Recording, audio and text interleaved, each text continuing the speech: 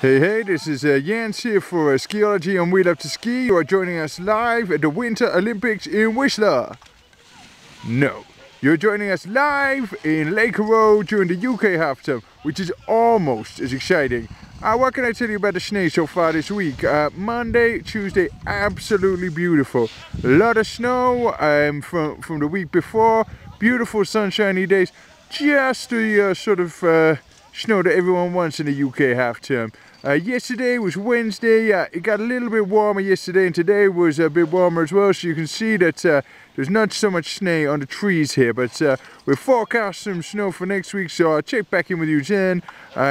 So this is Lake Row. Always very important, in my opinion, to have a nice piece going back to the village. It's a little bit icy, but we'll do a couple of turns together. Oh yes. Oh, that's feeling a bit like the Winter Olympics. Okay then, I'm going to say out. I'll check in with you next week. To the pip.